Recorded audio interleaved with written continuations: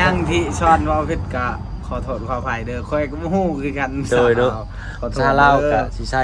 ซับกับภาษาบ้านเพิ่นก็อีกคนละแบบพี่น้อยเนาะก็บ่เป็นหยังเนาะ โดย เฮาก็เรียนรู้กันไปเด้อน้องเนาะน้องเพิ่นว่ามื้อก่อนนี่ฝนตกแถวนี้นี่น้ำท่วมถนนนี่รถพวกกระบะนี่ไปบ่อยากได้มีแต่รถใหญ่ไปสัญจรได้บ่หญ้านะ ยัง ยังเนาะฝนตกเสียบ่ได้ โดยทายคนหยุดก่อน โดยปาลุงเพิ่นว่า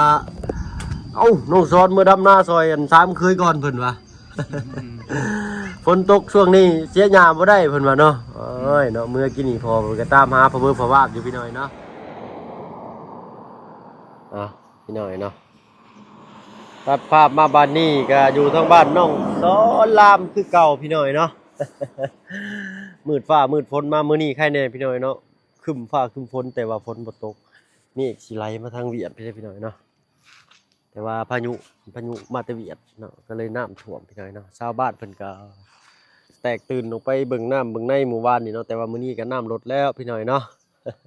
หลังจากที่ไปอัปเดตบ้านน้องไม้กับน้องทายมามื้อเช้านี้พี่น้อยเนาะโอ้พายุถล่มหลังคาเรือนเราไปหลายเติบพี่น้อยเนาะก็เพิ่นก็ขึ้นไปปูผ้ายางหรือว่าผ้าบัดเนาะป้าลุงก็จีก็ถามหาน้องสอนแซวพี่น้อยเนาะ สิฟ้าวเด้อพี่น้องป้าลุงกันเนาะเอาอันทางเพิ่นผู้นั้นก่อนพี่น้องเนาะเพราะว่าดำเนินการให้มันถ่วงมันทันซื้อดินดอนตอนหญ้าให้น้องเพิ่นพี่น้อยเนาะเอาก็เวะเข้ามาหาน้องสอนให้แล้วพี่น้อยเนาะ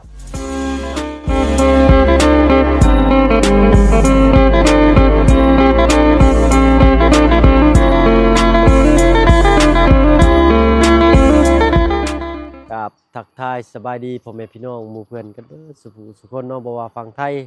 แต่ก็ฝั่งลาวแล้วก็ทั้งฝั่งต่างประเทศก็ยินดีต้อนรับเข้าสู่ช่อง YouTube บ่าวเพิ่งเคยลาอีกคือเก่ามื้อนี้เนาะอยู่ทางบ้านน้องสอนเพิ่นพี่น้อยเนาะไปผู้แหละน้องเพิ่นก็บ้าฮอดน้องเพิ่นก็เอิ้นกินข้าว โอ้ไปละพี่น้อยเนาะ น้องเพิ่นก็เอิ้นกินข้าวเนาะโอ้ยหากินข้าวมาเมื่อกี้นี่พี่น้อยเนาะและได้แต่กระทิงแดงกับสติ้งเนี่ยมาฝากเพิ่นพี่น้อยเนาะ ได้พ่อกินข้าวแล้วบ่โอ้ยเนาะ ฟ้าฝนตกก็เบิ่งแย่งสุขภาพตัวเองเนี่ยแหละเนาะ ใส่น้องชายใช่ป่ะใส่ดิใส่เอ้ยเฮ้ยขึ้นหาน้องเพิ่นก่อนปั๊บปอดโถยเอาได้ยังกินข้าวลงละมียังน่ะไก่ตายไก่ตายภาคเอาคือผู้ฟังมันทิม ไก่เจ้านะหรือไก่ชาวบ้านไก่บ้านนี่ใต้น้ำท่วมโน้มใต้น้ำท่วมบ่ได้ใต้ภาคเนาะอ๋อบ่เป็นหยังคั่นเด้อเนาะเอ้าสบายดีปลาลุงจักบาทอยู่ปลาลุงนายเยี่ยมโอ้ใส่เสื้อเท่แท้นี่เนาะรอเลยบาทนี่โอ้คือบ่ตักใส่ถ้วยดีๆอันนี้ฮะแจ่วนี่ร้างทางนี้เพิ่นนิยมกันแนวนี้เนาะโอ้ถ้วยบวงชื่อมาให้มันหั่นเอามาใส่ด้วยเลยเนาะเอาจะได้หายเหนื่อยโอ้สักสิซื้อเฮ็ดหยังเอาเนาะว้าวจักสิกินหยังค่อยก็ได้เอาแต่กินอยู่แล้วเอาเนาะหากินมาเมื่อกี้นี่ให้ทางเงินเพิ่นมาส่งเมื่อกี้นี่เนาะก็ปลาลุงเพิ่นลงคลิปน้องไม้กับน้องทายไปทางปลาลุงเพิ่นก็เก็บซี่ก็ถามหาแต่น้องสอนเนาะว้าวเป็นไงเนาะ ยิงไปเปื่อยเนาะมื้อนี้ก็ทางบ่บุญเพิ่นก็ได้ติดต่อหาสร้างแล้ว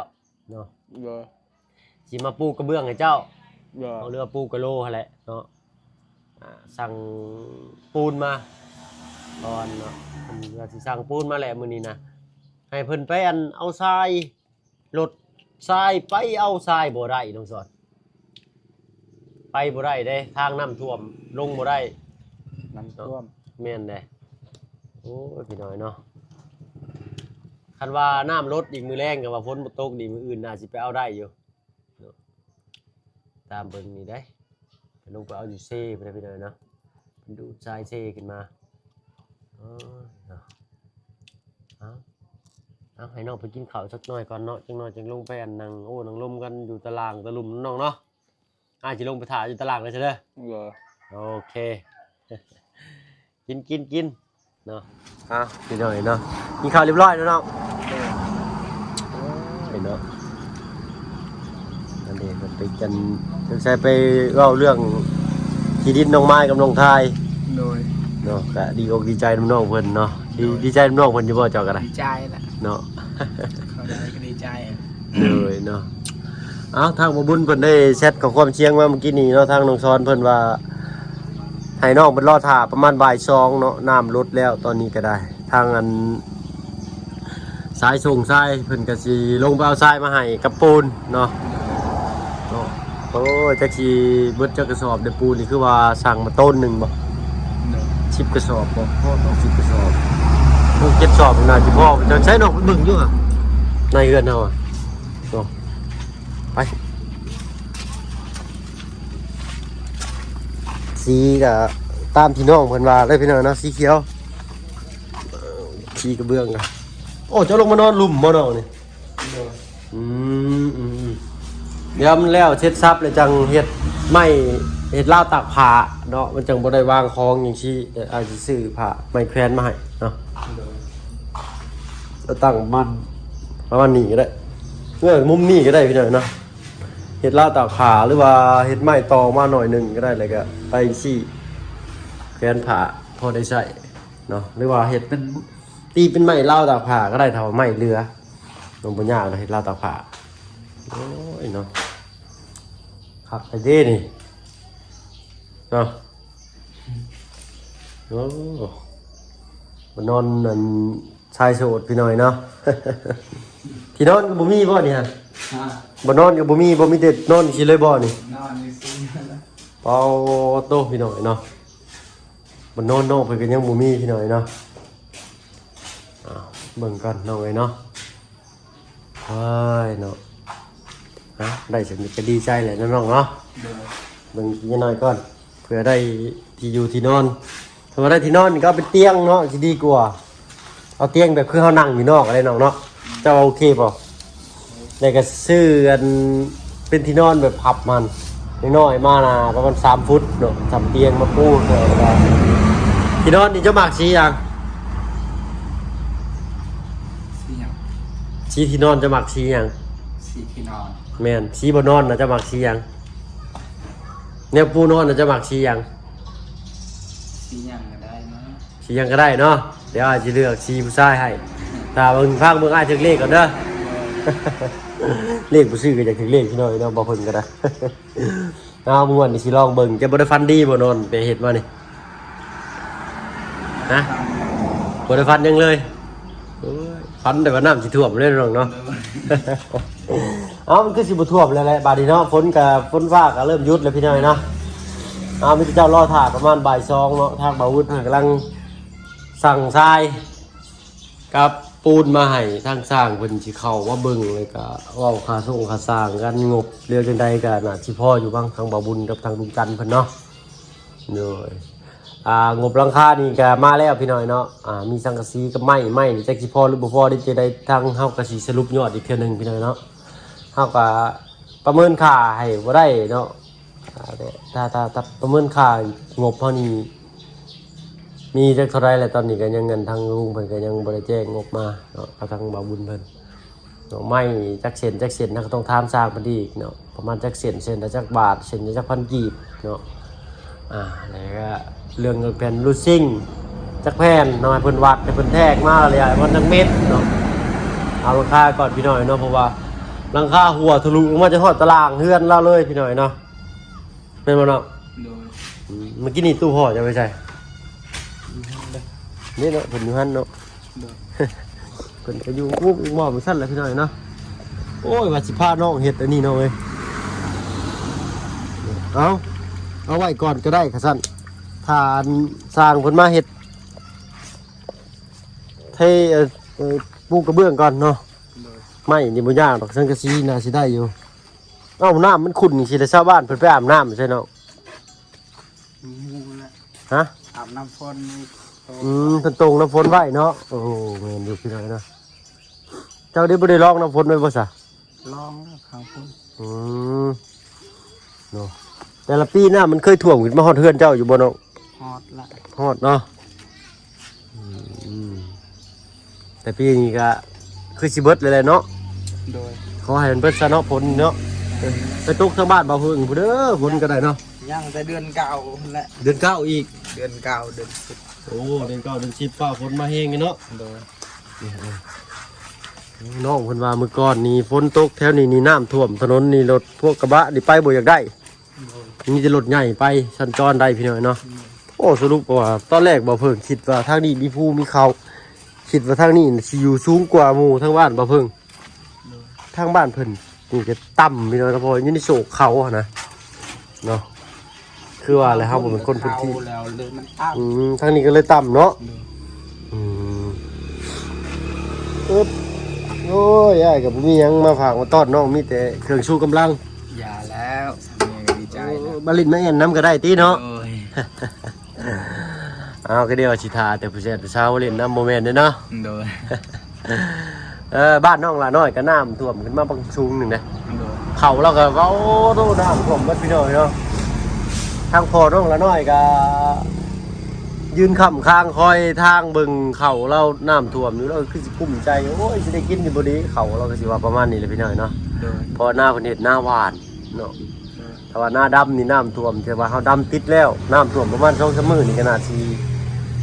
สิรอดอยู่พี่น้อยเนาะระบายน้ำออกแต่ว่าน้ำนี่ก็ขึ้นไวลงไวเด้ โดย เนาะเมื่อวานนี่อันขึ้นหลายกว่านี้พี่น้อยเนาะในห้วยนะ นี่มันชิลม ลงเลยได้นี่เนาะมันนี่สนองมันรอดอยู่บ่มัน ตายแล้ว เนาะโอ้ยแต่ชวนมันเจ้าอยู่พุ่นนี่บ่ท่วมเนาะ โดย เสียแล้วบ่หญ้านะ ยัง ยังเนาะฝนตกเสียบ่ได้ โดยทายคนหยุดก่อน โดยปลาลุงเพิ่นว่าเอ้าน้องสอนเมื่อดำหน้าซอยอัน3คืนก่อนเพิ่นว่า ฝนตกช่วงนี้เสียหญ้าบ่ได้เพิ่นว่าเนาะเอ้ยเนาะเมื่อกี้นี่พอเพิ่นก็ตามหาพะเบิ่งพะวาบอยู่พี่น้อยเนาะก็ได้บอกได้กล่าวเพิ่นเลยได้เมื่อกี้นี่เนาะน้องสอนเนาะแต่ว่าทั้งตู้พ่อเพิ่นก็เมาเนี่ยช่วงหนึงอะเนาะแต่ตอนเดียวนี่เพิ่นก็บ่ได้กินได้มื้อนี้เพิ่นบ่ได้กินมื้อนี้เพิ่นก็ปกติพี่น้อยเนาะเอ้ยพอบ่มีฝนก็ฮ้อนเอ้าพี่น้อยเนาะฝนเศร้าแล้วก็ฮ้อนมุกเข่าบาดนี่ว่าบ่ได้มุกเข่าตั้งมุกเฮาเนาะน้องสอน โอ้ยบ่เพิ่งดำหน้าเมื่อกี้นี่นั่นคิดหาแต่เจ้าเนาะโอ้ยน้องสอนมันดำหน้าซอยนี้แต่ว่าขี่เดือนหลายเด้ย่านอยู่บ่ย่านแล้วแต่มึง โอ้ยยันหน่อยหนึง เจ้าเคยเห็นบ่ขี่เดือนทางบ้านเจ้า เคย เคยอยู่เนาะ ตกเบ็ดใช้มันเนาะ เอ้าเจ้าบ่ได้ไปใส่เบ็ดบ่ซะเดี๋ยวนี้ปลาคือสิหลายจ้ะ น้ำมันสูงโหด น้ำสูงโพดปกติจะไปใส่เบ็ดทางใดเนาะ ทั้งเลยนี่ ทางห้วยเลาะลงไปหลุมนี่เนาะ ไปใช้อยู่น้ำชอน้ำคลองน้ำเชนั่น ปลาใหญ่อยู่บ่ น้ำใหญ่นั่นใหญ่ละ ปลา ใช่ละ ปลายังน่ะ ปลายังปลาหน้าอย่างนั้น ปลาในจะเอาเหยื่อใส่เหยื่อใส่เดือนนี้ ชิกเดือนนี่ เนาะโอ้ ปลาตอง ปลาตอง อากแล้ว ฮะ เขาว่าปลาไหล ปลาตอง เออ โอ้ปลาตองปลากาย เออ เนาะปลากายปลาตองหรือว่าปลาตองกายทางเอาอื่นเนาะ เออ โอ้ปลาน่ะมาลาบแซ่บได้ กับปลาไหล ปลาไหลเอียนบ่ เอียนนั่น เอียนมีบ่ปลาสังงิปลาสังงิปลาคือเอียนนี่ได้อยู่ในน้ำนะ มี มีเนาะ มีปลานั้น บ้านเจ้าอื่นว่าหยัง อากแล้ว ปลาเกลียว อากแล้วทึก อาเกลียวตัวจะคือเอียนเลยเนาะ คือกันกับ ห เอี รื ยน อถ้าบ่เพิ่งก็เคยเห็นแต่ในอันในช่องเบิ่งสารคดีเนาะ แต่ก็หัวมันยาวหน่อยนึง มันเหมือนปลารสบ่น่ะเหมือนปลารสบ่ คือกันเลยกับเอียน อ๋อปลาสังงิแต่ตัวใหญ่แม่นบ่ อืม โอ้ตัวใหญ่กว่าเอียนเนาะ อืม ปลาสังงิที่บ่าวเพิ่งเคยเบิ่งแต่ในช่องพี่โจโฉพี่หน่อยเนาะ ส่งพี่โจโฉเพิ่นมักไปหาปลาตามกาตามเขาเพิ่นสอนวิธีใช้ชีวิตรอดอยู่ป่าอยู่เขาพี่หน่อยเนาะถ้าบ่เพิ่งก็เปิดฟังไว้แล้วก็นอนนะพี่หน่อยเนาะ ฟังเสียงน้ำเสียงหยังที่พี่เพิ่นไปเนาะกับสารคดีบ่เพิ่นก็มักเบิ่งเนาะฟังเสียงเพิ่นพากย์แล้วก็ผ่อนคลายเลยก็รับเนาะต้องเปิดเบิ่งคือมือเด้เมื่อคืนนี่ก็เปิดปะไว้รับฝนตกซับเมื่อคืนโอ้ยเนาะคิดฮอดน้องอินเตอร์จ้อยอยู่เนาะให้บ่จักลูกสาวก็ได้เนาะโอ้ฝ่าฝนมันตกแห้งไปหน่อยเนาะเอ้ามีแต่รอถ่าเด้อน้องเด้อรอถ่ารถทรายประมาณบ่าย2บ่าวบุญเพิ่นแชทมาบอกทางน้องสอนเพิ่นเนาะกับปูนแต่ตอนนี้ทางอันทีมงานเพิ่นนี่พากันแล่นกันไปบ้านสกีนี้เนาะก็ไปอัปเดตเรื่องชื่อที่ดินแน่นอนเลยนี่เนาะรอชมกันพี่น้อยนะทางว่าเพิ่นก็ได้แวะเวียนเข้ามาเล่นน้องสอนก่อนเนาะว่าบ่ได้ไปอัปเดตพี่น้องเบิ่งก็ขอโทษขออภัยนำหลายๆพี่น้อยเนาะเมื่อกี้นี่ถ้ามาเบิ่งก็ขึ้นไปจับหลังคาซอยพ่อน้องเพิ่นโอ้ยว่าคันน้องช้อนขึ้นไปนี่คือสิแล้วไว้บ่เอาเลยก็ทางน้องเพิ่นก็ย่าเวียกทางเฮือนพี่น้อยเนาะ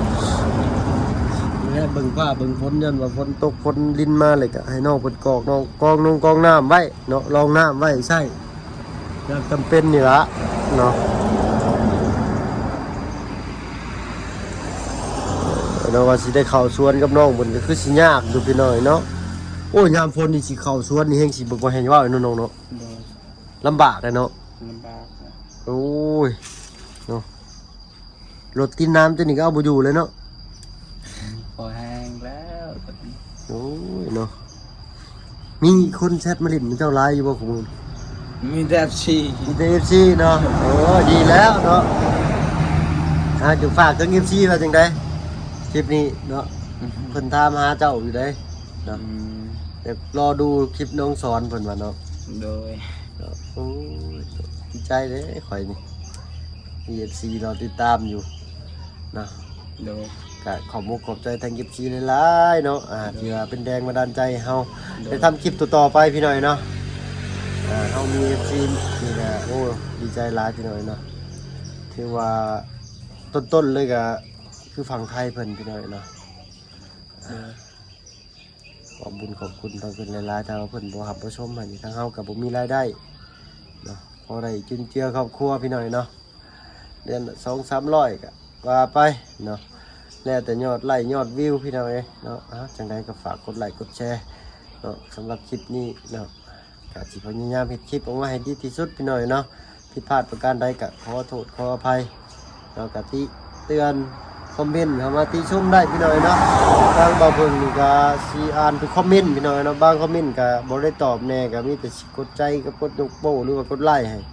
ก็ขอโทษขออภัยนำหลายๆพี่น้อยเนาะบางเทื่อบางทีเฮาขี่รถไปนำถนนหนทางก็สัญญาณขาดหาย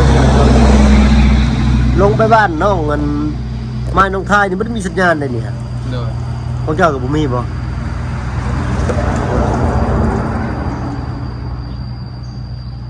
ต้องเงินเพื่อนน้องหลาน้อยเพื่อนน้องหลาน้อยก็มีอยู่บ่อนเดียวได้อยู่ในกระตูบน้อยแล้วนั่นญาติกันอยู่แล้วขอเลยญาติมันหักลงอยู่มือใดมือหนึ่งโอ้ยเนาะบางทีนั่งกันเป็น10 คนพี่หน่อยเนาะทีมงานเรานั่งโอ้ยเนาะส้นฟ้าส้นฝนกันหันแล้วพอได้แต่เพื่อนน้องหลาน้อยมันนั่นแหละเนาะดีหันก็เพื่อนน้องหลาน้อยจะกลายไปเลยเอ้ยเนาะน้องละน้อยเพิ่นก็สิเที่ยวเวียกอยู่บ้านดงบ่อยอยู่พี่น้อยเนาะว่าปุ๊บก็มาปรับรถน้องละน้อยก็ได้ศึกษาเรื่องซ้อนนั่นคิดฮอดจักนี่โอ้เนาะไม่ได้เป็นงานเลยเรานี่ผมม่วนซื่อเด้อพี่น้อยเนาะแซวน้องเพิ่นเล่นซื่อเนาะเวลาน้องเพิ่นเคินเพิ่นอายเนี่ยโอ้ยเนาะคักคือหยังนี่ว่าลุงมักได้เวลาที่เจ้าอยู่กับน้องละน้อยนะเนาะทางน้องซ้อนก็คิดว่าเป็นเอื้อยทางน้องละน้อยคิดว่าเป็นน้องพี่น้อยเนาะเฮาก็บ่ได้อยู่นี่เพิ่นดอกแต่เฮาก็แบบหรือว่าแกล้งน้องเพิ่นนั่นนะบ่แม่นบ่เชิงว่าแกล้งเนาะแบบว่าเย่น้องเพิ่นเล่นอยากเห็นมุมมองอีกมุมมองนึงนะพี่น้องนะบ่แม่นว่าเฮานี่สิเชียร์น้องเพิ่นใส่ได้เนาะก็แล้วแต่สายแนนเพิ่นพี่น้องเนาะเรื่องความหักนี่เฮาชี้แนะชี้นำให้ไผบ่ได้ได้เนาะคนเฮาก็ใหญ่มากก็ต่างพ่อต่างแม่ก็มีแต่บอกได้เนาะชี้แนวทางให้ ด้วยแนะนำให้จับใส่สิ่งนั้นสิ่งนี้ให้ก็บ่ได้เด้อพี่น้อยเนาะนะครับจิตใจกันบ่ได้คนเฮาก็ว้ายหาวดุแท้เด้อนี่คืนนี้ไปหลักอยู่เช้าใช่เด้อเด้อเฮ้ยแม่นเด้อเนี่ยเด้อเนาะตื่นเช้าใช่เอ้ยโอ้จังหน่อยก็สิได้มีข่าวดีแล้วนี่เนาะเงินกลัวก็สิแล้วแหละสงสัยสิได้เป็นหงโฮเลยนะนี่นะ น้องก็เขินพี่ต่อยเนาะขอโทษขออภัยปะลุงเวลาเนาะ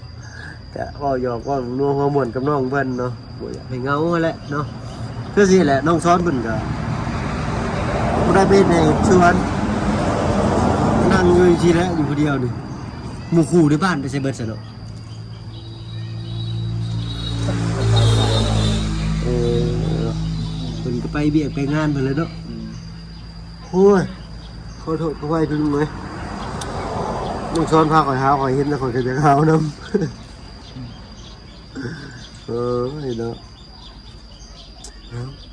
เนาะคือสิได้เวลาสมมาพาควรเนาะเว้าลายแยกกันห่างพี่น้อยเนาะสำหรับคลิปนี้ก็ฝากกดไลค์กดแชร์ด้วยเด้อพี่น้องปะลุงเนาะถ้าว่าผิดพลาดประการใดก็ขออภัยเนาะเฮาก็สิมีแต่รอท่ารถปูนกับรถทรายเพิ่นนั่นแหละมาเนาะเบิ่งโทรศัพท์จนน้องจังมุงนะ 2 โมงกายเช้า ฮะ 2 โมงกายเช้า 12 โมงกายเช้า โดย 12 โมงเช้านาทีเด้อพี่น้อยเนาะ12 โมงกายเช้าเนาะเอ้ย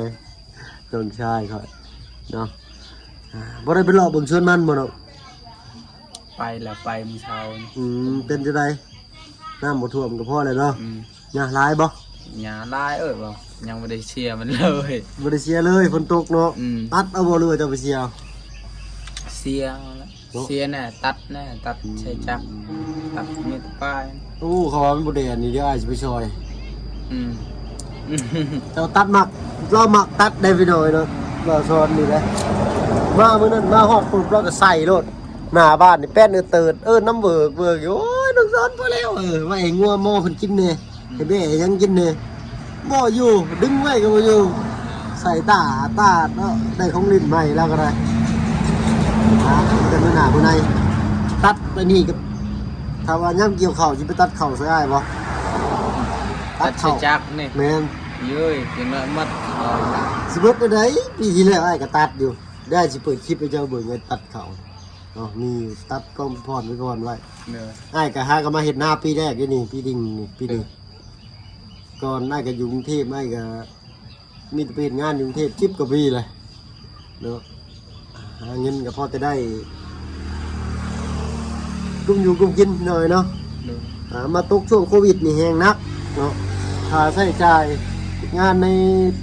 ประตูน้ำเนาะแพทินัมค่าข้าวอาหารการอยู่การกินก็50 บาท60 บาทกินข้ามหนึ่งนั่นเนาะกินข้าวแล้วอยากกาแฟ